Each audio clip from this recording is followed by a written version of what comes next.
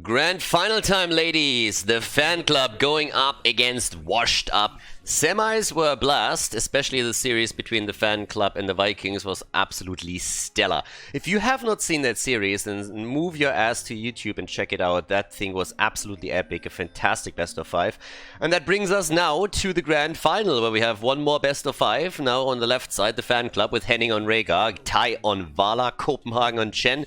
We have Svamgrotta on Jaina, Laubers on ETC. And to the right side, in red, their opponent. It's washed up with Hazops on Hammer, Nick on Liming, Banana H on Malfurion, Dayquaza on Rexa, and Mal'Ganis, played by Masquerade. And let's go, let's get ready here. First of all, it's nice and interesting to see that we have Hazo on Hammer. Sky Temple is the first map in this best of 5 in the grand final. Also an arrow build for Vala, as Tai is already using the cowgirl to get a bit of damage in. Gets flanked by Misha, but still all good in the hood here. And off we go again, another slide and another hit as the combos come from leaving. Well, as the teams are currently going for that bit of a rotation. Once again, a little bit of housekeeping, and already apologies to everybody who has heard that a few times, but the question, as I said, is popping up all the time in the comments, so I want to go over it real quickly again. The reason why there is no spoiler protection currently in 2020 is simply that the spoiler protection in the videos, in those best of 3s and best of 5s, also caused the entire ad revenue on the channel to drop massively. That YouTube algorithm doesn't like that at all. And generally speaking, I'm kind of fine with that. I asked people to support the channel and my work on either YouTube or Patreon, but that really didn't happen all that much. So for now, I removed it actually. I tied it to a milestone goal on Patreon, and once that we actually hit that, I'm going to reintroduce the spoiler protection, because again, need to pay rent, of course, too. So with that, if you are interested, if you want to check it out, if you want to have a look and think about supporting my work, you can go over to patreon.com/Khaldor. There's also a link in the description and can check it out there. But with that said, let's focus a bit on what's happening here. We have Siege Giants taken on both sides for the bot lane. We have Sergeant Hammer in position, Hazops, the one already working on the wall. And with 4 heroes currently focused on this, they are brutalizing this. The fan club needs to be a bit careful. They're losing a lot here, and that's a huge problem for the second objective phase. Obviously, we're getting a bit ahead of ourselves since we haven't even started the first one yet, but still, when the entire action centers at the bottom of the map, those towers already taken down and the gate nearly destroyed means that it will be very easy for the red team to go in and take that fountain down, and once that happens, you are in trouble. Now, of course, there's something that Wash Up sacrificed for this. Let's not act like they didn't really pay a price here. The price is they didn't take their bruiser camp. And as they didn't do that, Rexa has now to deal with that top lane pressure, and that could be an issue. But the lockdown against Laubers at the bottom makes more than up for it. Good kill against ETC, and they're even looking to kill Tai, but they cannot lock Vala down just yet. So up at the top, as you can tell, we still have our little situation here as the wall gets destroyed, and this is, as I said, the trade-off that came, but Hammer is still pushing the bottom of the map, and it's a bit of a race here. I'm just not 100% certain if this is going to be a positive trade for Washed Up at the end of the day. Right now, it seems very much like this is not going to be happening, especially since, of course, the temple up at the top is now going to fire against the fort directly, doesn't have to go to the front anymore, which means there is a very, very good chance that the fan club can actually eliminate the first fort. And then we're talking about catapult pressure and macro advantages for the team in blue. Again, the lockdown attempt here against Copenhagen. Masquerade already moving out. The slide, and that could be a kill. But Laubers isn't able to get enough damage in, and Svamgrotta was not really willing to dive in that deep with Jaina. That could have been a problem. So now that they're taking the top, they at least save their own fort for the time being. Still at the bottom of the map, Sergeant Hammer against Vala, and the fights are still ongoing. So now pushed back thanks to the level 7 talent that we have for the fan club, which means that the fort is now getting heavily attacked and very likely destroyed. So a good start for the fan club in game number 1 on Sky Temple here. Already have the rest of the team starting to go for Tai, and Vala, yes, the lockdown of Banana Age. Sealed the deal here finally, and that's the kill. 7 versus 7, 2 kills for Washed Up. But they're suffering on the structures. They have lost the top fort now, which is a problem. The Panda, though, in trouble. But Copenhagen should be able to walk away from this. And even more... Oh, maybe not. Yeah, with Liming coming in, they could become dicey. But he's able to save himself. But of course, the channel in the middle on the temple is now heading in favor of the red team. AKA a bit of damage in the middle of the map. I don't really think that we're going to see that fort fall either way, though. Because, of course, they're going to try and fight back against this at some point. But now... 0 kills against 2, level 7 on both sides. Calamity is in, Hunter-Gatherer as the level 4 talent, of course, for Rexa. And they're starting to take this one down. Hazorps is coming in. Needs to be very careful here. Eats a lot of damage from the Blizzard, but definitely not enough. And now it's Jaina who's getting attacked by Masquerade. They're still trying to go for the kill against Banana H, and they get it! First kill for the Fanclub in game number 1 of the best of 5 series here at the grand final. Everybody moving in for a second kill. Ho Li Ming just barely missing out on the orb damage. That would have been fantastic. But they get the lockdown against Masquerade. The Panda is down 2. Hammer eliminated. And they only had to sacrifice 1 hero for that after the initial burst here. So now it's 2 for 2. And, well, with 3 heroes on each side still on the map, the blue team is getting some pressure in the middle, consolidated. They're trying to go for their own Siege Giant camp. They lost the one on the right side, so they're trying to go for the invade, but they couldn't really make it. It's 4 kills against 3 now. Objective on the bottom of the map is, of course, soon going to spawn, but there's already pings up at the top because the Bruiser camp is respawning, and they're, of course, going to try and set that pressure up even more. Hammer is trying to do the same thing on the right side of the map, but let's face it, the problem here is that Catapults will eventually push with the blue team's camp, and that is gonna be an issue when we have the bottom lane active, especially since there's no globals outside of the potential stage dive for ETC. And ETC is at the bottom of the map now. Not translating to the top, which he could do if he transitions there. That would be quite nice for them.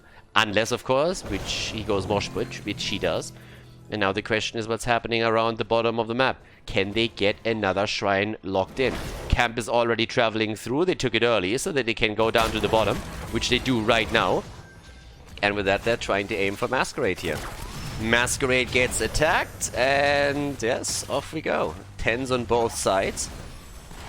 And they're already getting in a position to take the first few shots here. I mean, every single one really matters. If you take those structures down, if you take the fountain apart, for example, it gives you a massive lead. Lauber gets at least a few shots in, but of course the whole thing gets now contested in just a moment by Masquerade. But he still is getting shot after shot, and that opens the gate up. And now it's a 5 versus 5 at the bottom of the map. They're still fighting over this. No shots fired right now. Nick, of course, trying to find the opening.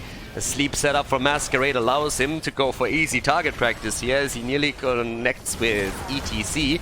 The BFG with a bit of extra damage. Kopenhagen still holding the point a bit longer, but now he's also isolated and has to jump out here, which is going to be difficult, but the rest of the team is already on the move trying to help him out.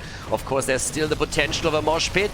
Early Ancestral, very early Ancestral, but Banana H is completely locked into the corner and might not be able to escape here. Strafe is being used. Masquerade is hunting down Vala, though, as all of this happens, and Jaina has eaten a lot of damage too. With another lockdown against Vala, this might just be the end of Tai. Using the early Ancestral on ETC makes also sure that they don't have the panic button ready to save the damage dealer, and they're also not going to save Chen here. Chen goes down, Calamity kill as Nick goes for it. 3 heroes eliminated, and now the entire temple in the hands of Washed Up. Washed Up with a move straight towards the boss, and with 3 heroes down, should be an easy grab for them. They are now ahead in kills, 7 against 3, and they're looking fairly strong here. Now, the fort at the bottom of the map hasn't really been eliminated yet, but the boss is going to take care of that. Top side, that's a different question. That's where the remaining mercenaries of the early night camp are trying to make something happen. But Tai, of course, is there, and with Monster Hunter, he just connects a double arrow, and that's that. In an ideal world, you want to take the boss with that Monster Hunter setup, because that would be the dream here. And they can burst it quickly, too. Nice timing now, boss and Siege Giants. That's a big push at the bottom of the map. And they have level 13, so they obviously are trying to push with this and set Hammer up in a decent position to break through the wall at the keep and get some extra damage in on it. And that could definitely work out for them. There's even another Siege Giant camp that is now being fought over, but all the time that is best spent here is, of course, lacking for the defense. 24,000 damage for Vala. We have 20,000 right now for Li Ming. But the fight is still ongoing, and there's another lockdown. They try to make it for the camp. Camp is taken by the red team. Washed Up is in an insane position here. Fantastic spot. That boss is already doing work together with the Siege Giants. Hammer is starting to move in. And it's going to be incredibly difficult for the fan club to make anything happen here, especially if they lose a hero. Oh, and they nearly do. But the wall is falling, and guys, with more Siege Giants coming through and everything just being hammered away by Hazorbs, this is going to be a nightmare. That fort is or the keep is likely going to fall. Maybe they can save it, but it's going to be clutch. It's extremely low. They're trying to go for the team fight. Can they take down Lauber? And the answer is no. Lauber is alive. The Panda already with the ult, trying to go for the triple here. But the keep is low, and they could even sacrifice someone. But one way or another, this thing is going to fall eventually. Especially, of course, with now more temples being up. So much damage done to structures. So the temples are going to zone in on that at some point, without a doubt. This is a massive lead now for Washed Up. They are ahead in experience, they're ahead in kills, they're ahead in structures. This is a great position for them to be in. Bit of an exchange currently in shots fired on the temple as we have the top taken by Copenhagen. But at the bottom of the map, there is Rexa sitting tight on the shrine, getting the fort in the mid lane destroyed. And once that they take the top, the next one is going to aim for the keep.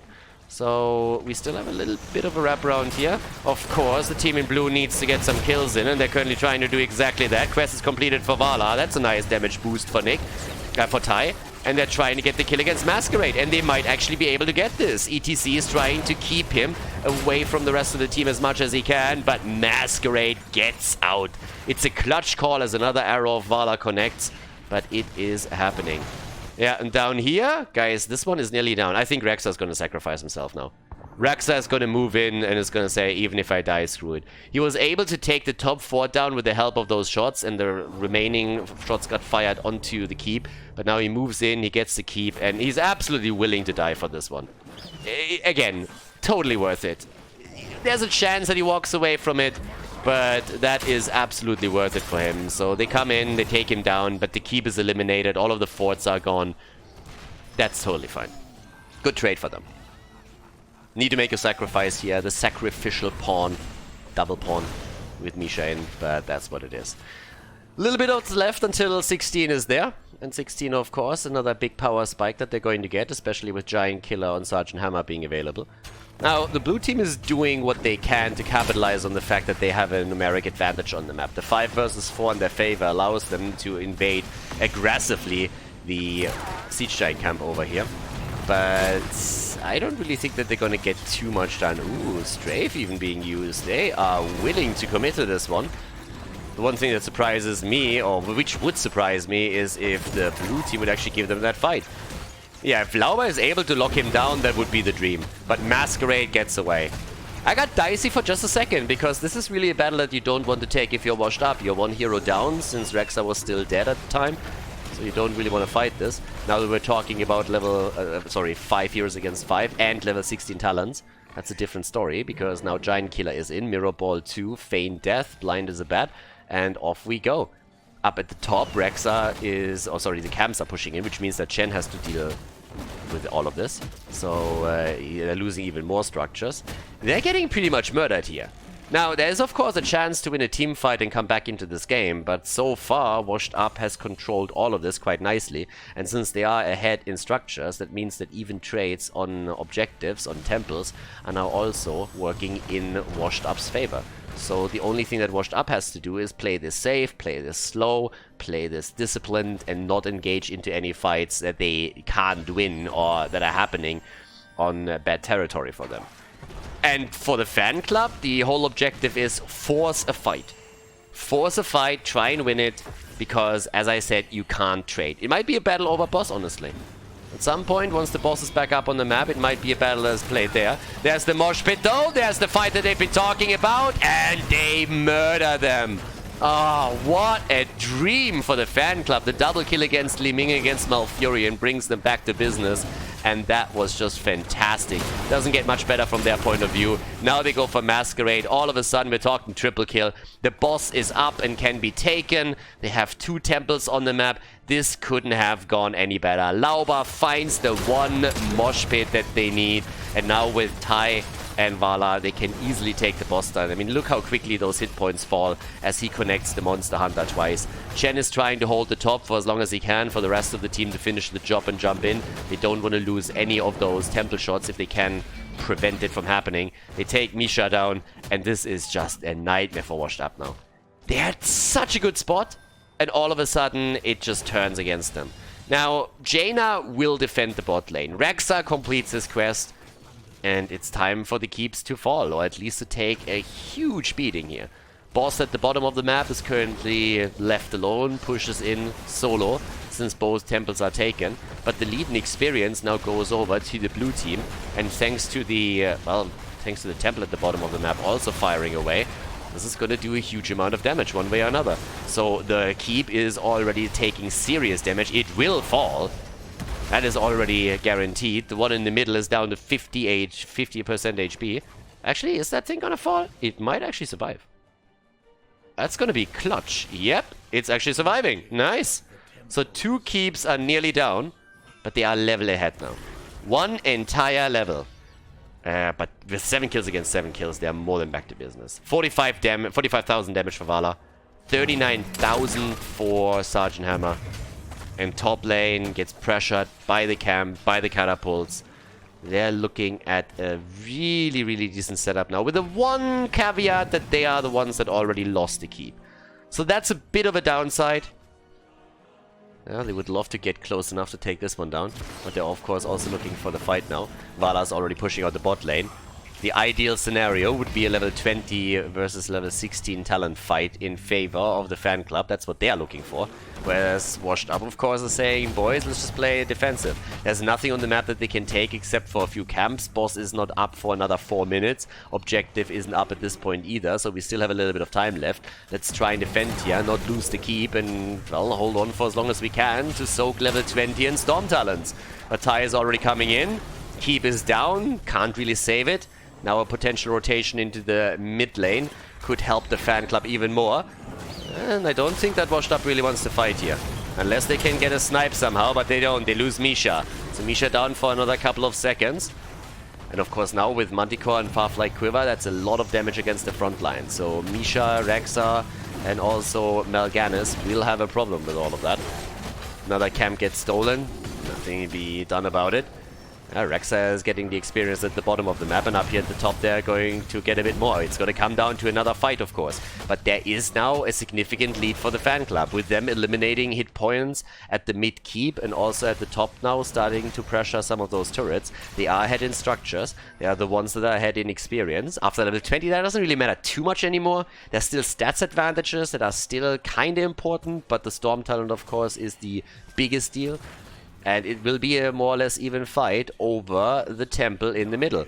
But that temple is already attacking the keep, and this keep is going to fall quickly, and then 2 lanes are going to be pushing. So that is another problem that they have. Yep, keep, 1 shot is missing and then it falls, but now it still stands. And it's coming down to this last team fight, honestly. And this fight is pretty much going to decide the game. 8 kills against 7. It's the first map in the best of 5, so who takes the lead here? Who's able to make it happen? Are we going to see some exchanges in kills, or is one of the teams going to walk away with a big victory here and then go straight up for the core?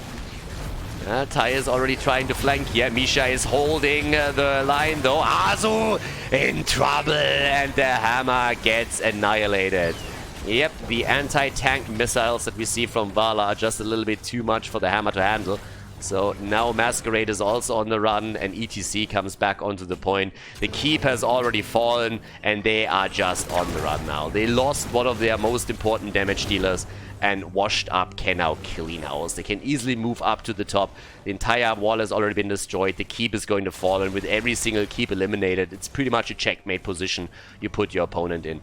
One objective is going to win the game. A boss is going to win the game too. So you have so many options all of a sudden to really take this down. Tai attacking the wall, trying to, of course, deny vision and also keep his hatred stacks up. Both. Vision, of course, in this case isn't really important yet, but later on it might become an issue. And they're starting to get the damage in. The hatred stacks are, of course, the most important part for him on Vala now. But this keep, as you can tell, this keep is down. And then they can just simply move back and play it super safe. Or they can see if they can maybe get that mosh pit in. Maybe get another kill. Mosh pit is in cooldown, so that would be quite the trick. But off we go. That was actually really nicely played in that last fight. Isolating Hammer that hard and just forcing Hazops in such a bad spot was hugely important. And they're still pressuring slightly. But as all the structures are destroyed, we have a double temple now coming up next. One in the middle and one at the top. And if any one of those gets soaked by the fan club completely, that core is down. And if the boss gets taken, the same thing happens. And we have Monster Hunter for Vala. So Washed Up wants a fight, because they know that they can't control all 3 points on the map. They can't control the boss and both temples. It's not going to happen. And catapults are pushing the lanes too, so the longer they sit in the middle of the map trying to go for objective or for a boss spot, or have to fight around it, the more those catapults are going to pressure onto the core, and that's going to make the situation even worse. So they do the only thing that they can do. They YOLO it. They go for the boss. They're threatening it. They're sieging up at the boss. They're starting to keep the aggro, and they're starting to poke it down. This is a Hail Mary move. It's the only move you can make here. If you play it any safer, if you're trying to play it in the long run, you are going to lose the game. But you can already tell that Fanclub is just saying, we're not going to give you that fight. That's a really stupid fight for us to take, because we might lose the game. Instead, we're going to rotate to the top. We're just going to threaten the core. You will have to retreat, and that buys us enough time to rotate away from the boss. Make sure you can't get it. If you commit to the boss, we go for the core. And if you don't go for the boss, we have enough time to send heroes to the temples and play around that. Which is pretty much exactly what we're seeing right now. And that's the smart move to make from the fan club's perspective. For Washed Up, they really wanted to have that boss fight, because it's a roll of the dice. It's a flip of a coin right there.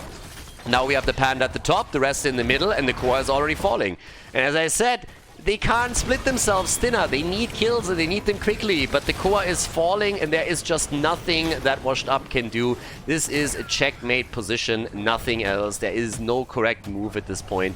Whatever you do, you're screwed. And that is the end of game number 1 as the Fan Club takes the lead in the best of 5 series here at the grand final of the Masters Clash series. GG and well played.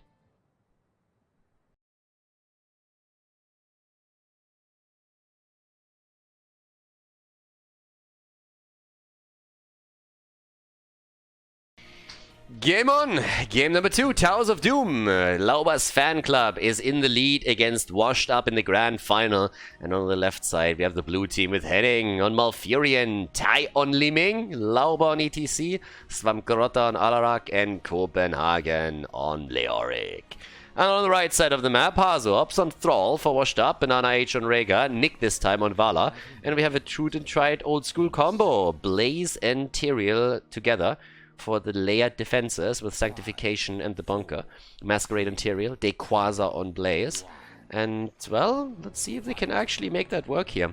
Also, in case that anybody is wondering, some people might just tune in for this particular VOD. The old UI is being used because the matches were played during a Warcraft 3 tournament that I commentated, so I couldn't actually cast them live. And then when I wanted to jump into the replays a day or 2 later, there was already a patch that was moved out, so this is still the last game of the old patch that we're going through. And yeah, didn't want to miss out on the grand final, but with the old replays you can't really use a proper UI, so we have to rely on the Blizzard UI, which unfortunately has a lot of disadvantages. Has of course a bit of an advantage sometimes with having more space available. It's really tough to keep track of quest talents just in general. Some of the baseline quests you can't follow at all, and there's some other things where the UI is also incredibly bad at. When the hero is low on HP, you don't see how many HP exactly he has, and there's a lot of useful information that just gets lost. But of course it does the trick in a pinch, and that's what we're doing right now. Copenhagen on the top gets already locked down by 3 heroes as they're going straight up for the gank, so Leo is back. Unfortunately, of course, for the team in red, that kill doesn't really give you a lot because Leo is going to respawn within a few seconds this early in the game. Will not lose out on much experience. And the advantage is you still get, of course, a bit of XP for yourself just simply for the kill. So that's a nice thing. So, well, over to the right side of the map, we have currently the pumpkins taken. On the left side, the same thing is happening.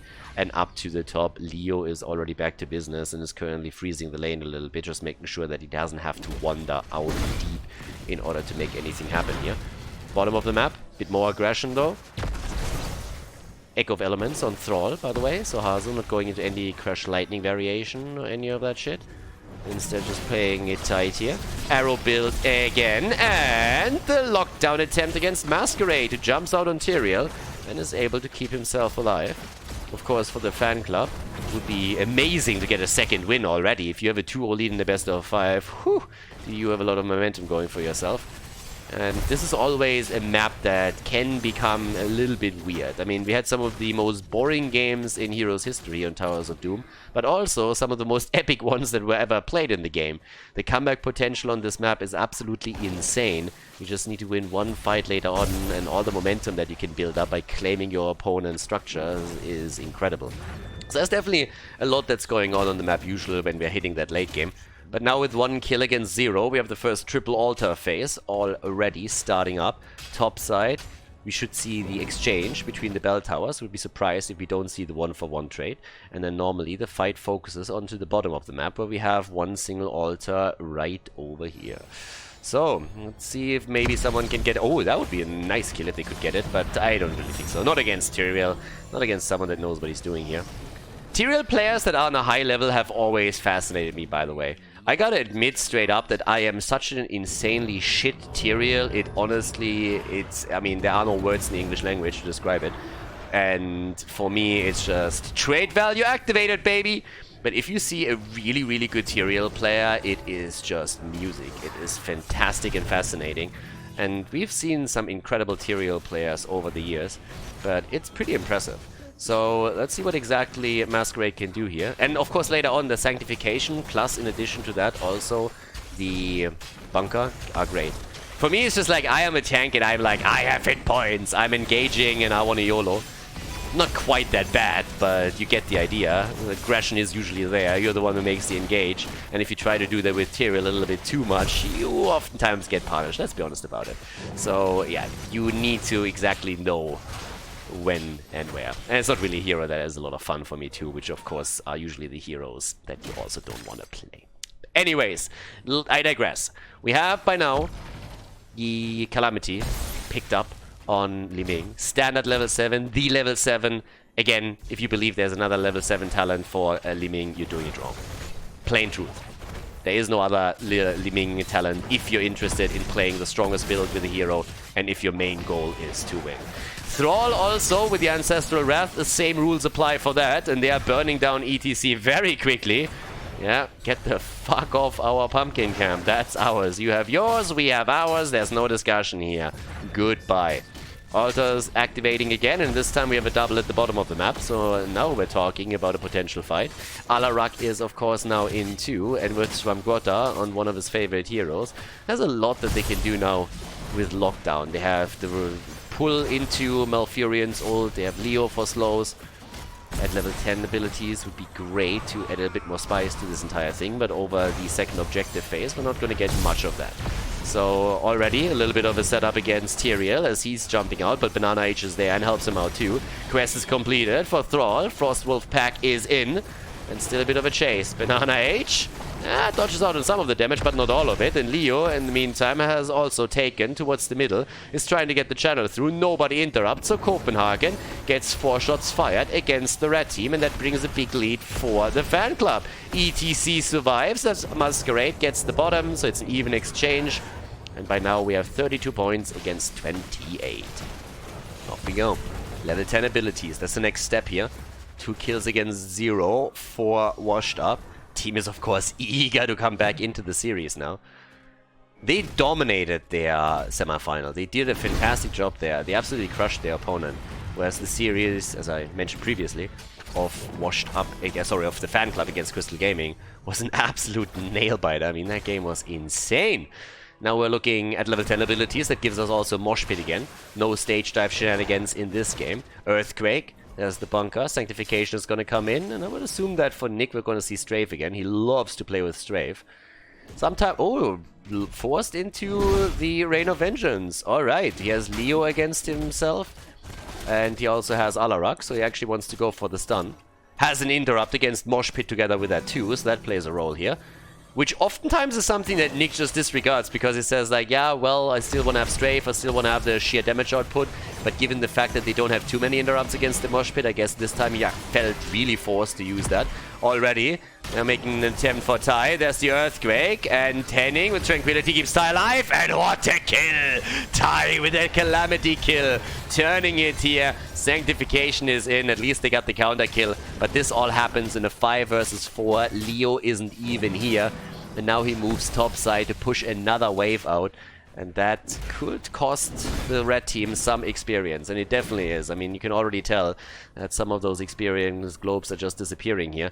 And Dequaza has to take position on the altar now too if they want to secure this one. It's a 1-for-1 trade traditionally at the top left and top right. And that's exactly what we're seeing right now. There's also a bit of a fight at the bottom of the map as they're already starting to make their plays there. But up to the top, there's our 2 channels. Nobody is really making a big play here. Down on the bottom of the map though, it's the aggression on the pumpkin camp that we see again. And the rotation of all the heroes as everybody is starting to move in for the potential 5 versus 5. Lauber with a little bit of a solo party here. Didn't invite anybody, and Svampgrotta, as a result, is isolated and dies. Gets taken down by the team in red very quickly. And of course now they have access to the camp too. Lauber's trying to get out, but good luck, bro. Not happening here. 5 kills against 1. And they might be behind on the objective, but they are starting to really get ahead on kills. So they are way dominant now in all of these team fights. There's of course a bit of a wonky setup here with the Mosh Pit attempt that we saw from Lauber.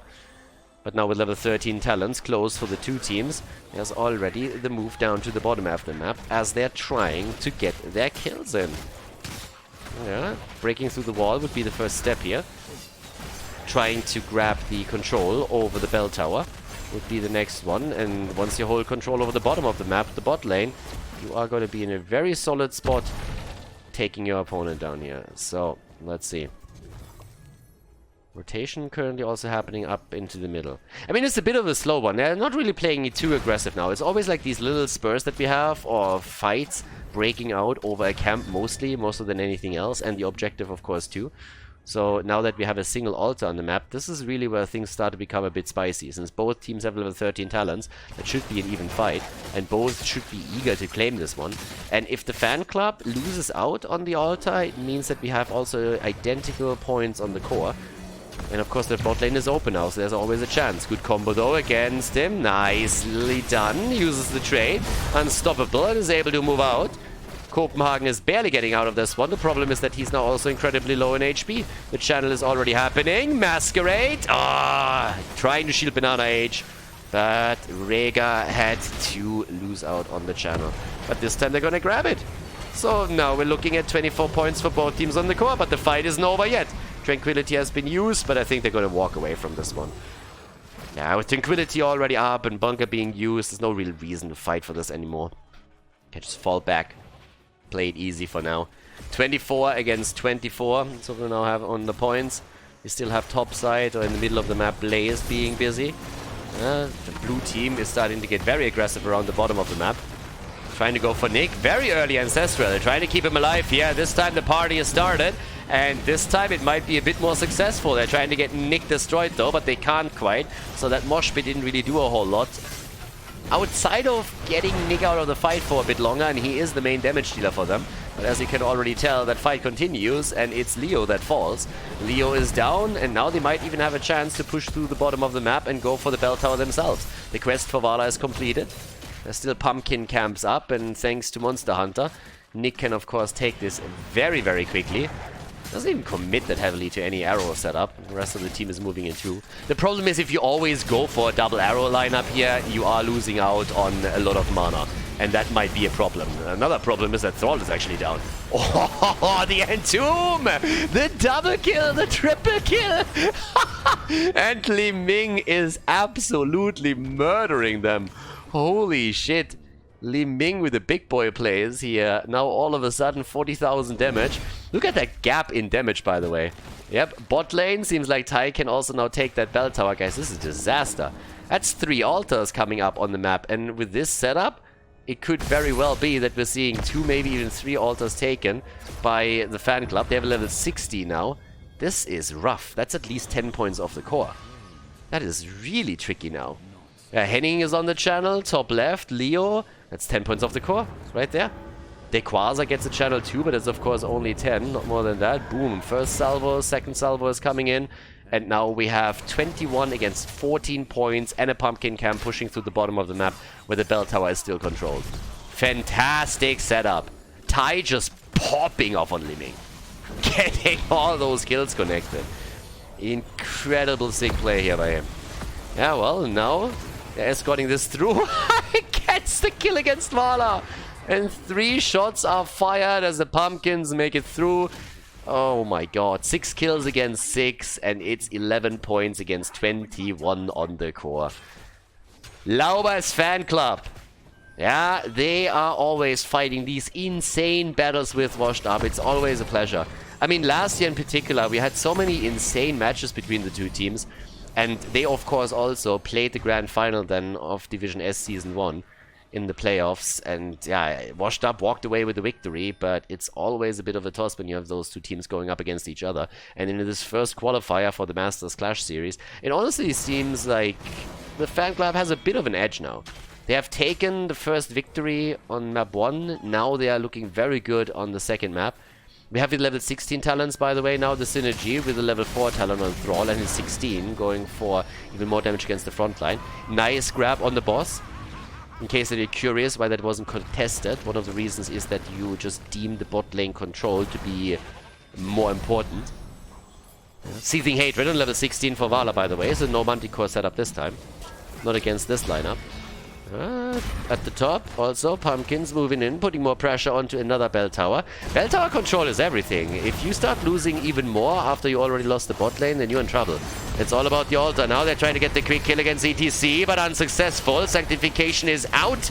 There's the interrupt attempt. No mosh pit yet from ETC, but that could still happen at any moment. They're isolating Swamp Grotta, and Alarak is dead. Nicely body blocked here, using the bunker to make it happen.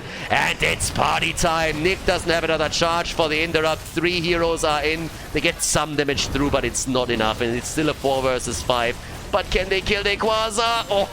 Oh, Leo with a mace to the face attempt, but he cannot get the kill. Or can he? Yeah, finally. The kill is in. Tai gets the reset, but now he's isolated too. Gets slowed and gets dropped. Hazuops with a double connect on the Wolf as he moves in. And they are getting a lot of traction here. Masquerade himself has started the channel, so that's another 3 shots fired. We're looking at 11 versus 14 points on the core, and that of course offers now an opportunity to Washed Up to reclaim the control over the bot lane by getting their own bell tower back. Inexperience is still behind, but still. Inexperience and also in points in the core, they're still behind, but it's not really a massive deal at this point. It's a pretty cool game, actually. The series between those two teams were always a pleasure. And this one is no exception, as you can tell.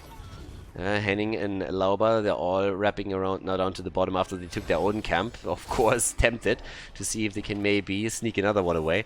But the red pumpkins have already been claimed too. But Leo is still doing his thing up at the top. And as we already previously noted, this fort is starting to get a bit low. It's quite exposed now that the wall has been opened up, so there could later on be a commitment from Leoric in particular to take that down and give them the lead on bell towers. Next one is a single altar in the middle of the map. No big lead around level 20, so that's a big one. But here we go. What else do we see there? I mean, for the time being, it's just for Washed Up, it's an attempt to get top lane controlling at level 20. For Laubers Fanclub. For Washed Up is an attempt to keep up an experience and make sure that they're not falling farther behind here. If they can get a kill, that would be great. But yeah, Leo escorted another wave in, and on top of that, he's now taking the top lane pumpkins again. So there's that. It's another 10 seconds until the altar spawns, and nobody rotates topside. Nobody. So that fort is gonna suffer a lot of damage on that bell tower. But that also means that Leo is still missing. And as long as Leo isn't here, Rega gets the channel for free. That's exactly what he does, and that's gonna be 4 shots fired. Leo's gonna be delayed for that. So the objective is taken. But what the fan club is looking for is the control in the later stages. There's the tomb attempt, maybe. Yes, there we have it. And the sanctification to counter that play. They're still going for the fight, though. ETC gets attacked and locked down. 6 seconds on the mosh pit now. Top lane, yep, bell tower is now incredibly low and likely gonna fall as another minion wave comes through. So that's a problem. And they have also a lockdown on level 20. 10 points on the core against 11. It is incredibly close. But top lane fort is in trouble, and top lane fort has just been destroyed. So it's converted over to the blue team, and they have again the big lead on the bell tower points. Okay, now bottom of the map with level 20 in their hands. We're now obviously looking also on Buried Alive, and that is a game changer. Absolute game changer. Serenity, Tal Rushas, Tyrael. Sly doesn't connect with him, so no problem. Yeah, no connect, no issue. Bala still at the bottom. They're a little bit split. Washed Up is slightly split here, and they need to be careful. Driving a wedge between the opponent's heroes is a great start into these fights, and they're actually building up momentum at the bottom of the map to get another bell tower. There's 20 versus 20 now. They're already moving in with a quick kill against ETC. Washed Up making it happen again, looking for a follow-up kill. They want the tie in this series heading into game 3, and they might just be able to grab it. Boss should be up soon. At this point, yeah, 11 seconds. We have one bell tower starting to spawn at the bottom, one altar spawning at the bottom of the map. Bell tower control still only 3 for Washed Up, so they have to retake some here. But they also have now claimed both of those camps, and with the pumpkins pressuring the bell tower at the bot lane, that's a different story. Tyrael is still fine, is moving out there without any trouble. And now, as you can tell, 72,000 damage for Living. Vala is sitting at 54,000. Has still gone into Farfly Quiver, by the way, as her level 20 choice. Wants the extra safety here, for good reason, of course. Against this lineup, you want to have that range. But now with the conversion of the bell tower at the bottom of the map, bot lane control goes to Washed Up, and they also can now go for the channel, which means that they are at least looking at 11 against 6 points. And that's a pretty comfortable position to be in. It's not quite a GG moment just yet, but single digits on the opponent's side is always nice to have. Okay, off we go. They're trying to take those pumpkins down. There's the lockdown attempt, and 2 of them make it through, which means that the boss would end the game now. Fanclub is on the ropes. Fanclub is in a really dire spot, but there's a lot of late game momentum that can shift quickly if a team loses a team fight. But this is one of the reasons where we actually see the fan club starting to move topside and thinking about grabbing boss now. They are making this happen because they need to eliminate it from the map as quickly as possible, because if there's another strategic element where Washed Up could end the game by just getting those 4 shots, that would be a disaster. So here comes the move, they get pushed away and they steal it. Nicely done. Very, very well done by the fan club. So the shots get fired, and now we have 4 points against 7. It comes down to the final shot pretty much. But with 4 shots on the fan club's core, it means that a single altar, given the current situation, would still enable Washed Up to end the game. It's one of the reasons why both teams are now opting for additional pressure on those structures again. But while we have the bottom left taken, it also means that the top right is falling as well, since Nick and Equaza and Vala and Blaze are attacking it as we speak. So, yep, they're going straight in for it. 10 kills against 4, and guys, it's a double altar topside. Uh-oh. Losing one of them would end the game in favor of Washed Up. So the fan club, they have to be aggressive now. They need to win the fight. And honestly, if they win the fight, they win the game, of course. There's 2 altars. If they grab both, they win. So it's all about the last team fight here. If they win the altar, it's all over for Washed Up too. So, yeah, this is a spicy one. It comes down to the Entomb here. We're already moving in. They're looking for the Buried Alive. Thrall comes in from behind. Where's the Buried Alive? So far, not used. Bunker is up. There it is, but just on top of the bunker. But Blaze is in trouble. Oh, the shields. Wow, mosh pit is still possible. There's the Ancestral. They're fighting for it. They're looking for the opportunity against Alarak. Sanctification is on the ground. And ETC... No, he gets eliminated. He doesn't have Death Mosh here. He gets dropped. That's one hero down. Leo is low too. The Fanclub goes for the counter kill and they get it against Vala. They get it against Vala and the reset for Li Ming allows her to be more aggressive and Washed Up is getting pushed back. They push Washed Up back and there's the first channel. There's already Serenity being used, and they interrupt again. They're trying to go for Tyrael right now. The double channel is happening as we speak, but Hazops is coming in from the top, is looking for the kill now too. Tai is missing the combo, so Grotha is already low. They're homing in onto Li Ming again, but look at the Quasar. He gets away with Blaze, and they kill Alarak. What the hell is happening here? The kill against Malfurion. The combo attempt against Blaze. Tai is on the run, and Hazo has moved to the left. He's gonna finish the game right here if Tai doesn't interrupt. Tai tries, it's too late, the game is over. 4 shots fired, and that is a 1-1 as Washed Up locks in the bell tower shots, and the Fanclub drops in game number 2. Nicely done, and Washed Up with a victory on Towers of Doom.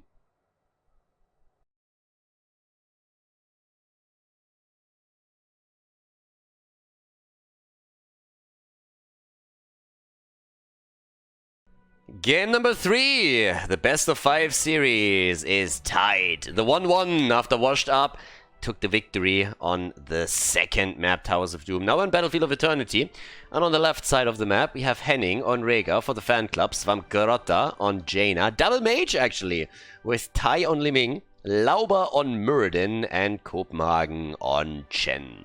And on the right side of the map, Washed Up with a very, very frontline heavy setup, which in theory could give Thrall Crash Lightning. We have Hazops on Thrall, Banana H on Malfurion, Masquerade on Mal'Ganis, Nick on Hanzo, and the Quasar is moving topside with Arthurs. So definitely an opportunity for Hazo to go into Crash Lightning if he wants it. He's part of the 4-man now. That's exactly the setup in which you can take the talent, and if you're looking for extra damage in this lineup, then this is the opportunity that you definitely need. I'm a little bit surprised that he doesn't pick anything yet. There we go. Alright, gets Crash Lightning and is going to try and aggressively stack around that so that he can then have an impact in the mid and late game on the damage numbers. As we're jumping into this, the aggression at the front is already directed towards Lauber, who goes for the Pedo Muradin skin. Wanna have some candy. Always creepy. Never really understood that choice. The only thing that is missing is the white windowless van as a mount. And of course Lily on the other side. That is the thing that is just like, sorry Blizzard, but that's just wrong. That's wrong on so many levels that I don't even know what to say about it. And with Jaina rotating topside for just a second to see if she can maybe put some pressure onto Arthurs and make it easier for the Panda to win that lane. That's what we currently had there. Down to the bottom of the map. Still have our 4 versus 4, and that of course means that the teams are going to start fighting for those camps, and that's exactly what we're seeing here. So Khaldor camp gets attacked, and the blue team sniffs it out, but they rotate Jaina down up to the top, so which actually means that they're going to let this one go. They're just going to poke with Tai, and they're going to try and get the one top side, so that they have a trade in camps. 1-4-1 is what they're going to try and do there. Which is totally fair, which you see that actually a lot, but that will allow the red team to now push aggressively with the camp at the bottom of the map and hope to get some structural damage in. But of course they already know that Jaina is missing. Arthurs doesn't even check, he plays super safe here, just saying like, hey, you guys do your thing, we're gonna walk away with 1 camp each. But as I said, bot lane camp gets currently protected. Hazops is soaking the damage from Tai in this case, runs into the orb to shield the Khazras a little bit longer, but they only get a minimum amount of damage in. But again, it's tiny advantages that you're trying to build up for yourself in the earlier stages of the game. Nothing too fancy. With a hero rotating topside, it also makes it a bit more difficult now for Thrall to get his quest stacks together for Trash Lightning. So that is oftentimes also a bit of a benefit that you have when you make these rotations and splits. Level 4 talents ready for both sides now, which gives us again the Frostwolf pack, so more dings for Thrall, getting his quest And hopefully, of course, the completion, which is going to allow them later to also go Alpha Wolf on level 16 and have the synergy against Muradin and Chen. So there's a lot that you can do with this. Of course, also the opportunity to go straight into your Thunderstorm. But I think we're going to see a bit of Wolf action there, no matter how they are playing it out. The Panda walks away. Fantastic skin. White War Master Chen. Armor is looking sexy as usual. But now with the objective popping up and both teams going for their Shaman camp, it's time to shine. It's time to fight. Let's go for the action. Yeah, Lauber with a zoning Storm Bolt as he misses Nick, totally intentionally, of course. And we have still the root on the ground, and that one didn't miss. And that is the end of Jaina. Jaina is down. Li Ming is hoping for some reset action, but cannot lock in the kill just yet. Hazorps is starting to stack more now that he can get the easy shots in against the opponent's team, but of course the Immortal is still the main goal, and they are working with particularly Hanzo here. Not going for a scatter shot build, but still dishing out the damage, and there's the halftime show. Easily taken by Washed Up as they take the lead. And of course now with the repositioning, they're already aiming for a quick burn. And the blue team is trying to jump in and drop Banana H. And yes, he is isolated. He gets stunned. This time the Stormbolt connects. And that's the old geezer dropping the staff quickly. And Rega came in for the last bite. Healer on healer action.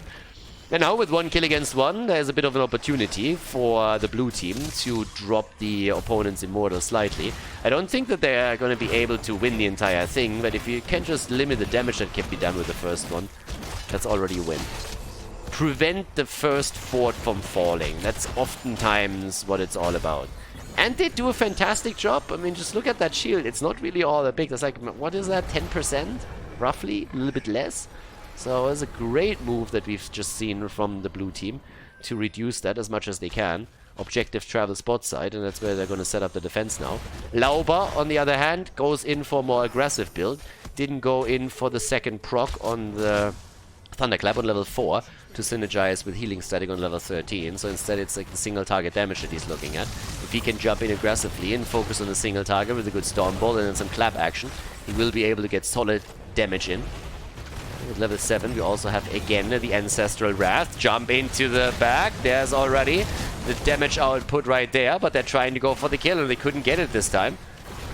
They will be able to defend. It's a 5 versus 5 and the 4 takes damage, but it's not going to fall. At least it shouldn't, unless they lose heroes now. But that doesn't seem to be the case either. Instead, it's actually Masquerade that's already in trouble. Tai also eating some damage as he gets zoned slightly. But it's all fine. Wall has fallen, Fountain is still there, and with level 7 now, Calamity is of course also in. Ancestral Wrath again. Mandatory talents. There's just a few talents in the game still that are pretty much mandatory. I went over it in past casts too. On this map, there's sometimes an argument to be made for Echo of Elements together with Follow Through. Follow Through alone is always hot garbage if you don't go for Echo of Elements, by the way. That gives you at least a second proc. But Follow Through, generally speaking, is not a talent that you should take. Not even on this level, where the players arguably have those mechanics, do you see the talent taken. And for good reason. Ancestral Wrath is just insane. Even if you're worried about Immortal damage. And honestly, if you're worried about Immortal damage, that talent choice on Thrall is not going to shift it in your favor. Then you should have taken different heroes in the first place. But as it stands, we have with Ancestral Wrath always a nice nuke sustain, and Hazu has already showcased that in some of the previous games, especially when they dropped Laubers ETC a few times. That was just a good job. Here's the aggression, as they are attempting to go for a bit of a lockdown against heroes that move from lane to lane, but that trap didn't work out. Level 10 is a threat for the red team. Washed Up needs to be careful with this because it's going to drop into the hands of the Fanclub a little bit quicker. It's not a big difference, but again, if it happens during the objective phase and your opponent engages quickly, that can actually lead to an insta-kill. And if that's the case, then you're just losing momentum so quickly. It's kind of insane. So in this case, we have tools that they could use once that's happening with the lockdown, and Washed Up needs to be careful around it. But objective is up. Now it's time to shine. This is the moment where you can also, of course, burst a target down if you just get a good Stormbolt connect.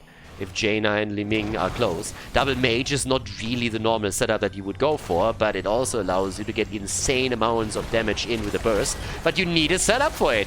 and Lauber keeps throwing out zoning storm bolts.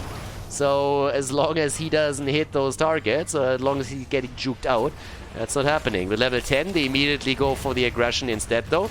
Yep.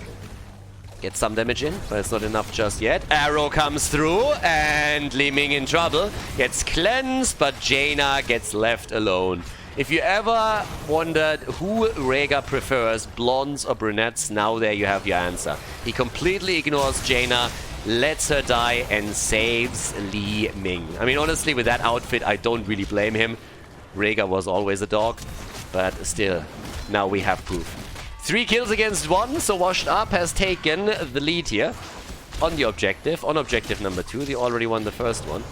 Down to the bottom of the map, there's also Li Ming together with the rest of the team now trying to push first of all the wave out, and then also hoping to get some damage in against the Immortal too.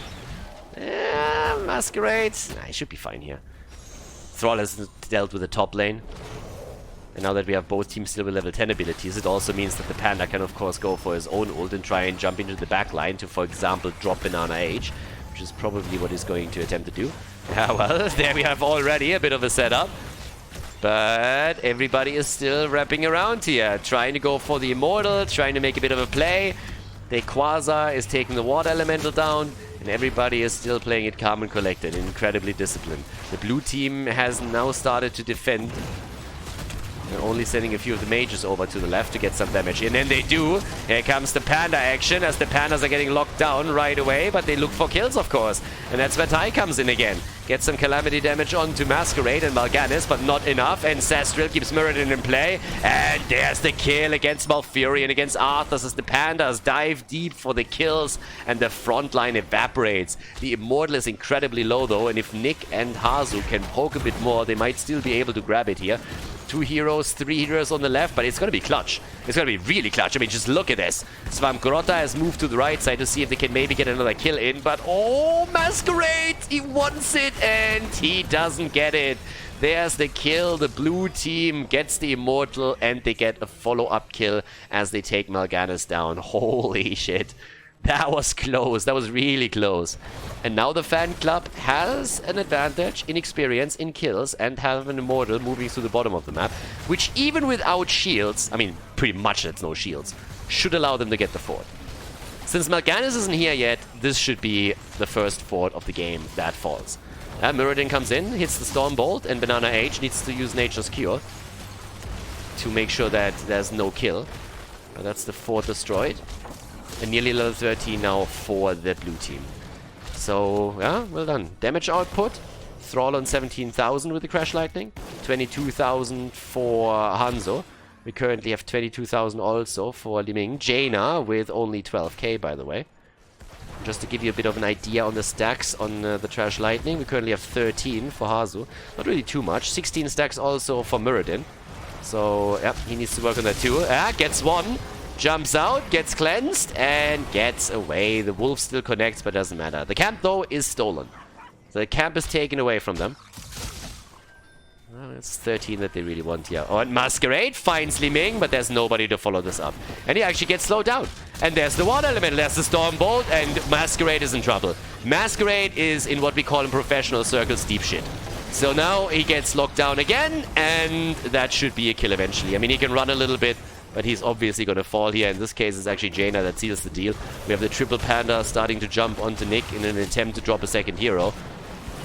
Unsuccessfully, I might add, but with 5 heroes against 4, they can now move towards the Shaman camp and grab this and take it away from the opponent. Bronzebeard Rage on level 13 for Mirrodin. He's going to try and kick some ass here again. Starting to come in, but the red team is fighting in a 5 versus 4. The red team, 0 fucks given. Big arrow connecting though. And Washed Up. What a clutch Ancestral. Tai is down, went in for the Calamity kill and didn't get it. Didn't get the reset. That was unfortunate, and now they also lost Jaina. Holy shit. Washed Up. They go in and get a triple kill. They have a 4 versus 5 on the map. They go in, get the triple kill, and drop the opponent. Yeah, that's always one of the problems. If you have a 4 versus 5, of course, you have an advantage. Oh, well, the team that has 5 heroes has an advantage. Duh. But if the team that has the advantage, has blown all of the heroic abilities in the previous battle, and you still have a few up, or they just come back up, you still have a chance to go for these hits. And with a 4-man arrow from Hanzo, that was pretty insane. And now they win the halftime show for free again. And it's really impressive. 6 kills against 5 now. Washed Up is... they just know when to make these plays and make these moves. And they were not willing to give this one up. Now they take their Shaman camp, and we're in the exact same spot that we were previously. Blue team has to defend. They have a few heroes that can still do the damage, but now they're on the defense again, and they're looking for kills, and they might just have found another one. Masquerade drops, and he drops quickly in HP. The Panda doesn't have the cooldown yet, but any second. There's the arrow again.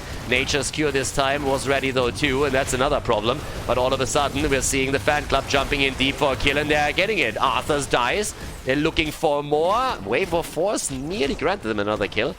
But now they have an opportunity to turn it around again. I've seen this movie. I've been there. There's a deja vu right here. What is this? The Matrix? So for now, we have 6 against 6 kills. Masquerade is sitting at the side, heading. Yeah, it's not anything gonna happen here. And the double mage is shelling away on the left side against the Immortal, and this is looking good. Masquerade can't move in alone. They need to wait for Nick. Masquerade goes in, but it's gonna be a bit too late. Blue team has already taken the lead now. And if Lauber gets out, well, if he does, because right now it doesn't really seem like he will. Nope, Lauber is dead, but the Immortal is also taken. So the front line are down. It's a little bit meh. But they still get the Immortal, and if they can push with a few heroes, they could... I mean, in theory, they could walk away with their fort at the top. I doubt it a little bit. You don't want to risk staggered deaths, so it should be a defense that is definitely possible for Washed Up. But the fact alone that the blue team took the Immortal is kind of insane. And that's incredible. So they got the kill again in the team fight, and that doesn't really bode well for them. Also, another thing that doesn't bode well for Dequaza at the bottom of the map is that he is getting completely ganked. The arrow misses this time. The kill doesn't. That's a kill. Is that a keep? Ford at the top has just fallen. I don't think they can get the entire keep, but I mean, every bit of damage counts, right? So they're trying. And with Muradin now moving in and them holding a level 16 talent advantage, that means that they have a really good spot. Muradin comes in and Nature's Cure saves the ass of Hanzo. Holy hell. That was clutch. If he doesn't get cleansed there right away, he's dead. They jumped in on it and nobody had an idea that Muradin was coming on the red team's end. 16 versus 16 now. Oh, the Panda! Ancestral! And as predicted earlier, it is Alpha Wolf on level 16 for Thrall. Makes a whole lot of sense. Going up against Muradin and the Panda, you want to have that extra damage, and why wouldn't you? Also, talking stacks for just a second. 22 stacks now on Thrall's level 1. For Muradin, we have 29 currently. And when it comes to damage, that translates for Thrall to 36,000 damage. That, of course, is going to heavily increase once he completes the quest, but so far he isn't quite that close. Fight is still ongoing here with 40,000 damage for Li Ming. They're starting to make the play. Masquerade is low and Masquerade is down. The Earthquake comes through, but now they're trying to chase again. And the Fanclub, they're starting to win all of these late game fights all of a sudden. They're doing incredibly well here. They have taken the lead in kills, 8 against 7, and they're making another play for Arthur, who just does not have a good game here right now. He is just in trouble. He doesn't have that escape tool. He needs to pop the army and then walk away, hope for the opponent to be slowed down. But now the bottom keep is open, and with 2 heroes eliminated, this time there's no chance of saving it. The question that I have is the Fanclub maybe even going for more? I don't think they will, since the Immortal is now spawning another 20. But if they get another kill, they go in. Oh, and Thrall is dead. Staggered deaths all across the board. What a play again from the Fanclub. Fanclub with 10 kills against 7 now, and, well, 2 heroes are still off the map. Arthas is about to come back, but let's be honest, this is an easy halftime show of victory for them, and they should also walk away with another objective. It's an incredible display here. We have some nice comebacks from Washed Up. There's no denying it. There's some incredible moments where I thought, wow, how did they just pull that one off? But the Fanclub just never really gave up here. It is incredibly persistent with all of this. So now that they're going for the Immortal, this is going to be not only a late game Immortal, we're talking 17 minutes, but it's likely also going to be an Immortal with an insane amount of hit points on the shield if this is going to work out. But they actually allow for Washed Up to come back and fight down here. So let's actually see. They're trying to take the camp. It's a little bit of a reverse setup now, because all of a sudden it is the blue team that is on the attack and the red team that has to take the defensive position around the Immortal. Catapults are also pushing on the lanes already quite persistently. Yeah, Muradin with another Stormbolt connecting. So far so good for him. Off we go. Yeah, the Panda. Ult is interrupted. Can't use it right now. Might need the Ancestral too. But there's more Stormbolts coming in. And Tai is moving in from the side, flanking with one combo after another on Liming. And dishing out the damage. He's waiting for the reset. He's hoping for it. And the bottom of the map is getting attacked too. That arrow is going absolutely nowhere. And as Lauber is hopping out, the core will soon be attacked by the wave that has transitioned into the bottom of the map. There's a double catapult with it. Yeah, well, and of course that homes into the middle of the map and starts attacking one of the towers there. Yeah, the pathing in the game. Both of the catapults, even the third one coming in. Imagine all those 3 catapults already on the core. But of course, no. But the shields are falling now, and they're falling quickly. It's Winion time, baby. That core is suffering damage. The core is already down to 80%, 89 in this case. And they are still fighting, and someone has to go back. And that's 3 catapults still. Guys, they're going to lose the game if they don't send someone back. And the fan club knows that too. And they can also still go for the Immortal. They're going for all the bases now. They're trying to prevent the opponent from moving back. They're going for the Immortal, and they're looking for a kill. And they might just have found it against Hazorps. Hazorps goes down. The core is on 33%.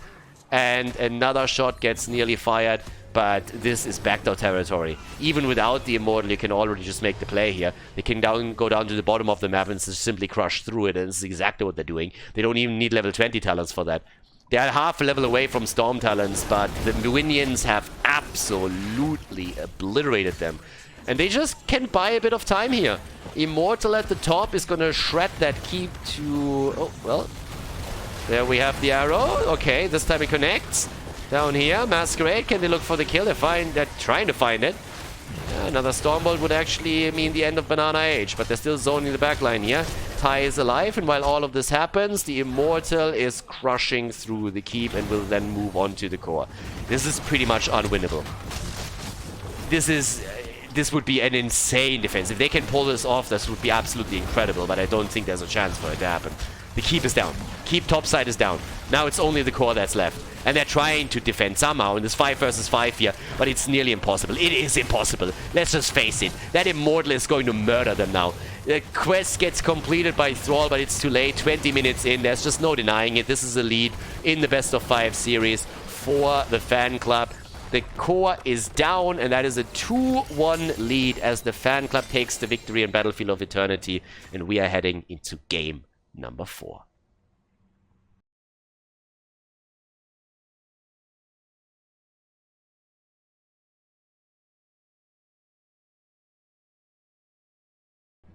Game number 4, the fan club in the lead against Washed Up, and we are on Infernal Shrines. The 4th map and the first opportunity for the fan club to seal the deal and crown themselves the champion of Qualifier number 1 for the Masters Clash. On the left side, we have Henning on Rega, Copenhagen on Blaze, Tai again on Liming, and Swamgrota on Jaina. They go for a similar setup, the same setup when it comes to damage, and even the same support here. A lot of AoE, of course. Interesting to see Liming on Infernal Shrines, though. We talked about her on this map quite a few times, actually, last week. But now with the double mage, they're looking for kills, obviously. Lauber playing ETC, and to the right side of the map, we have Hazorps and Sergeant Hammer, Nick on Hanzo, Masquerade on Tyrael, Rexa, played by Dequaza, and Banana on Ana. Okay. It's actually a pretty solid lineup for Washed Up in particular, something that they really love to play. Let's see if they can make it happen and they can force the 5th game in the series, or if it is going to all end on Infernal Shrines. Already, top lane, Blaze going up against, of course, none other than Rexa himself. And, well, I'm curious. I'm really curious. The damage output on those two is actually nuts. Honestly, back in the days of HGC, when HGC was not dead yet, there were a couple of teams that started to dabble a little bit in double mage. And most of them agreed that double mage was just not really a good composition that you could get away with, but they all agreed that in certain scenarios, when you're really looking for one-shot compositions, a double mage setup would be something that they considered, and even scrimmed with it a bit, just to see if they can get something in a draft where the opponent might just not be aware of it, and they can not necessarily cheese them, but throw a bit of a curveball. And the double mage setup just benefits from the fact that you dish out damage very quickly and can therefore get kills in without a problem if you connect all of your spells and the coordination is there. Now, of course, means that you also have to get those skills connected, because if you don't, then you end up in a scenario where you are missing out on damage for the time of the cooldown, and that means your opponent can punish you in one of these scenarios. But, well, as it stands, in the last map it has actually worked. Obviously, a bit of the idea was also to get the damage in against the Immortal itself. Now we're looking at a double mage again, and in this particular setup with the stuns that they have through ETC, through potential Mosh Pit, a jet propulsion on Blaze. There is a lot of stuns available in Shrine fights that they could then use. Now, of course, for Li Ming, it's always a bit of an iffy spot to be in this situation. Li Ming is very likely going to try and play around Sergeant Hammer on this map. The problem for her is always that fights on the Shrine, outside of Calamity damage, usually mean that she is not really as effective targeting opponents' heroes, because a lot of these shots will be soaked then by minions, which of course increases the chances to grab the objective, but if you want to really coordinate the battle and you want to focus on one or the other, then Li Ming isn't really a great hero, which is why most of the time we don't see her picked on this map. But if you have Sergeant Hammer and Tai is trying to just flank Hammer a little bit, it's a different story, and you're obviously always good for Calamity. Now with, well, Hunter Gather taken on level 4, the armor is going to be increased for Rexa once that she completes that. If they get also the Punisher with all of this, it's going to give them the extra globes, which will make it a little bit quicker for Rexa to get the quest completed. ETC in trouble. That would have been a good start. Locking Lauber down and getting a quick kill just before the objective spawns, that would have been fantastic. That Svamgora is already at the bottom of the map as the red team is moving in and has given the team a slight lead. So, yep, Kopenhagen comes in too, and off we go. Hammer sitting at the side, and you can already see that Tai is always angling a bit to the side here, hoping to get some pressure onto Hammer, and if not, simply aiming for the minions here. So yeah, Tai and Hazu, they're going to dance around each other quite a bit, and once the hovering siege mode is in, it's going to be easier for Tai to get a good lock onto Hazuop's position. But now, that's an easy Punisher #1 grabbed by the Fanclub. They take the position on the Shrine itself, grab the Punisher, and the Frozen Punisher plus level 7 should now allow them to do good damage. Nicely done. Here comes the jump, and they immediately start moving through the wall. And Tai, as you can see, is angling for the flank again. He's always going for the side here. And at some point, someone needs to ensure that Tai is under pressure when he's trying to go for these setups against Hazu. But they are dropping the entire fort here without any problems. The early level 7 talent made it happen. And in addition to that, them moving through the small side wall that allowed them to follow up on the Punisher jump when he moved in. And they weren't trapped on the other side of the fort, so that was an important one. For now, we have on level 7 for both sides now. The next talent's coming in, a little bit of damage even at that wall. And that's a fantastic opening for the Fanclub. It's really solid. Now they have continuous pressure to the bottom of the map. One fountain is already eliminated. And yes, they're making the play for the bot lane. And we currently have camp after camp taken. So they took their own camp, they go for the camp on the bottom of the map. And in theory, they could even try to contest this one whenever it gets attacked. So they have options now. They can make the aggressive stance. And that's exactly what they do. And that forces resources of Washed Up to the bottom of the map to at least stay stationary there. And look at Tai and at Henning. They were actually looking to see if they can maybe even go for Hazuops. And they took the wall down now as well. So there's a severe lack of vision on the bot lane throughout the rest of the game. They're already starting to jump in on the fountain. Yep, there's a bit of damage in. There's a blizzard. The Khaldors are fighting in. And goodbye fountain. That's 2 fountains eliminated. Next objective spawns mid lane, so that was an important fountain to hold on for Washed Up, and they just lost it. They're also behind experience now. Passive experience is increased for the team in blue, and it will be a bit of a highlight there. Yeah, I'm hyped. I really want to see if the Fanclub actually secures a 3-1 victory here against Washed Up. Washed Up needs to now come back from a pretty difficult position. Because that level 10... Masquerade gets away. That level 10 allows the blue team to maybe even push for more structures now. In theory, they could try and dive into the mid lane. Get that wall destroyed. Maybe pressure the fort slightly. And they're already starting to move in a bit. Level 10 on both sides though, so they have to be a bit more careful. But they get the wall. Yeah, there's a setup. Hammer in trouble. Sanctification used. That heroic ability just came at the nick of time, as well as also the Ancestral. Masquerade got the nano boost. Don't really think that that was necessarily intentional. I mean, Tyrael can benefit, of course, from it a little bit, but if it's the damage that you're seeking, then it's a different setup that you're looking for. Nice for the shields, though. But by now, we have an awkward spot for Washed Up. By the way, all of this comes without a single kill. Blue team hasn't gotten a single kill yet, not one. So they weren't able to kill a single hero, but they didn't have to because of this lineup. Yeah, and now up towards the top, there's the little setup. So let's see how Copenhagen... I mean, he just has to hold the lane, has to hold the experience, and he's going to be totally fine. Here comes the Shrine already. Henning getting a camp at the top left. Top right, we see the same picture as the red team also tries to get the Shaman camp. I'm very curious who wins this next one. There's no talent advantage this time. There's no talent advantage. By now we have level 10 abilities for both teams. Heroic abilities will be back soon. Most of them ready for the objective as it spawns. But as I said, it all comes down now to Hazorp's positioning. I mean, they played Hammer so often here. It's one of the reasons why the blue team is now trying to think, okay, how do we play against this? Because Hazorp's Hammer gets banned out regularly against him on this map, on Battlefield of Eternity and others, since the red team is so incredibly dominant with that pick. And here they come again, starting to move in onto the Shrine, trying to get that control, but Misha is down. Tai is already working a little bit on those edges, as we said previously. And they get the lead again, 22. They have a lot of wave clear on these heroes. Nice arrow, fantastic one.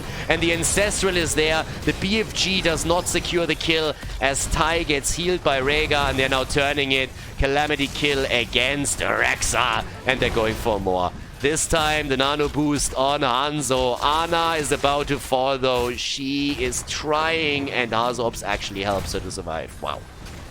But the Punisher is still taken. One kill against one. Level 13 talents. Right there. Let's go. Okay, so let's actually see how this is going to work out now, because I don't think that first of all, the fort's gone. That one's gone. The problem is that they could actually get damage onto the keep, or at least break the wall, and Copenhagen is at the top and is securing them another position against the last remaining fort on the map. So this entire spot is just horrible for Washed Up. Talent behind, pressured on every single lane, losing control over the middle of the map as well. It's a bit insane. And it's honestly impressive, because every time that Washed Up gets Hammer, it seems that they can't be killed. That they always zone the opponent out from start to finish. And this time, it's not really happening.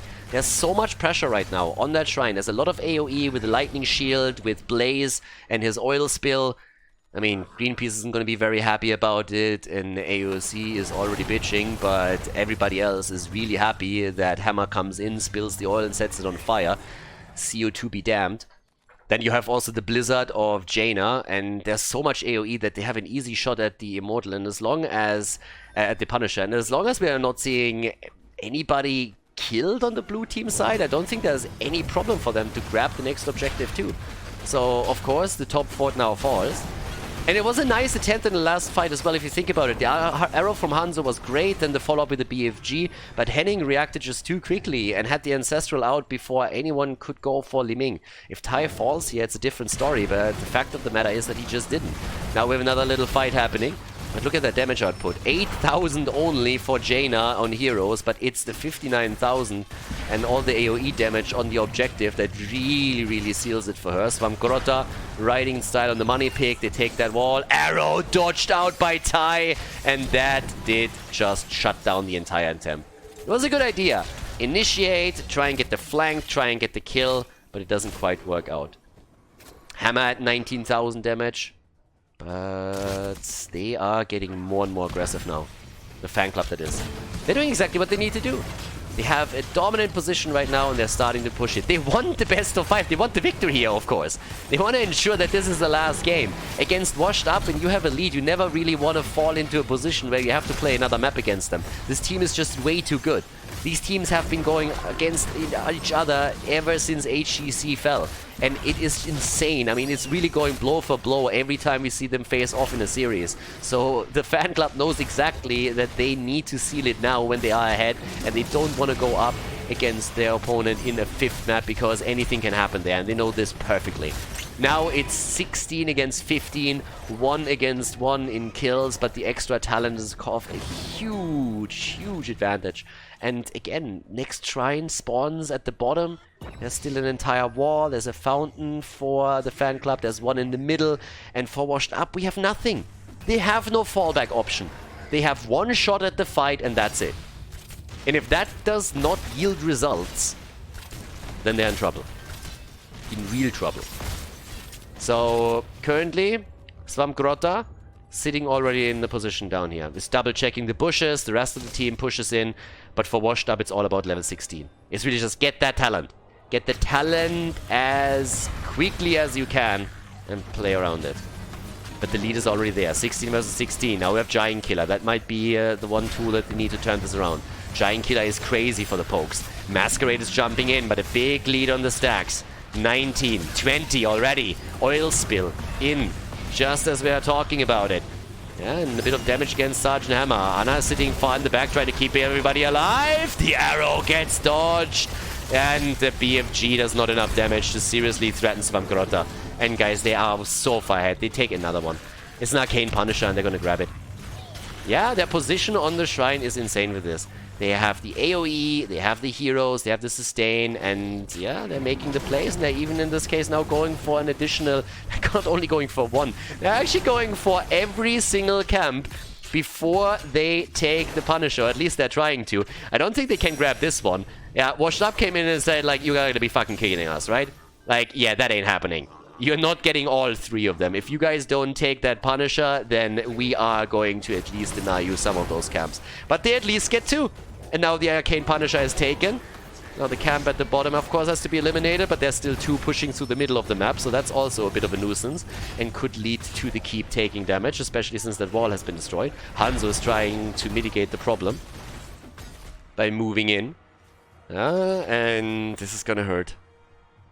2 kills against 1. Honestly, there's not a lot of kills here. We have 14 minutes in. We've seen 3 kills. Other games between those 2 teams, you get 2 kills every minute. Not so in this one. Very strategic setup that they have. And very disciplined play too. With a lot of defensive tools on both sides. But especially now, of course, with the bunker for the Fanclub. And now as they're going straight for that keep, they should be able to get it. And look at the middle. This one is suffering damage as well. They might lose 2 keeps here. Honestly, if they can get kills, we might even see the game end. Ty is low, but he's kept alive. Bunker's already on the ground, and Cestral gets used here as well to save Blaze. But the keep is toast. The Arcane Sentries are taking it down, and in the middle, another one is losing hit points by the second. And as they are starting to go straight in for the mid lane, they of course, in a bit of a walk-by attempt, take the keep down too. That's 2 keeps eliminated. Washed Up is on the ropes. And the spray game is on point, ladies. Nope. Oh my god. Oh, this is nice. This is actually a tricky spot for Washed Up to be in. They are now in a really awkward spot. Coming back from this is, well, difficult if not impossible. 1.5 levels behind. 2 keeps fallen. Next objective spawns in the middle. It could be worse. The worst case scenario for them would have been an objective that spawns in the top lane, because then 2 lanes would have pushed for core with catapults. At least that's not the case, but again, it's bad enough as it is. And with level 20 on the horizon for the Fanclub, you of course know that the blue team wants the Storm Talons. Yeah, the attempt to shut the fountain down, but Masquerade gets immediately attacked here and loses HP, which forces him back out. But now the red team is hyper-aggressive, and they need to be. They're trying to force a fight here before the level 20 talents become an issue. And the Fanclub doesn't want to fight that one. Of course not. Yeah, there's the setup. They're trying to go for the kill and even supplying the mosh pit, but Masquerade jumps out. It is a clutch escape, but he is getting out. And they take the fountain down. That was the goal of the whole agenda. Would they normally make that play? Hell no, of course not. But since the next objective spawns in the middle, they want to have a halfway decent shot at taking an even fight against their opponent. And that's one of the few things that they can actually do to make that happen. But now we're looking at a level 20 talent that is dropping into the hands of the fan club any second now. And it's still more than 1.5 levels for Washed Up to soak before they get their own Storm talents. Which makes it nearly impossible. So yep, there's the slide, there's the hit. Masquerade gets attacked. Oh, the Sanctification, but the bunker as the counter. Jaina's a bit low. And again, nano boost on Tyrael here. But they can't get the kill, can they now? Masquerade is trying, and that's trade value. Trade value is in, at least that happened. But now with level 20, I mean, in theory, they just need to go down to the bottom of the map. Triple catapult on the core. Guys, I can already tell you, this would do a lot of work. But Hanzo comes in, nobody's really making a play there yet, so Hanzo comes in and takes it. But as the shrine is activating in 20 seconds, there's an opportunity for the fan club to even push with the top lane camp and go for the last remaining keep in the game.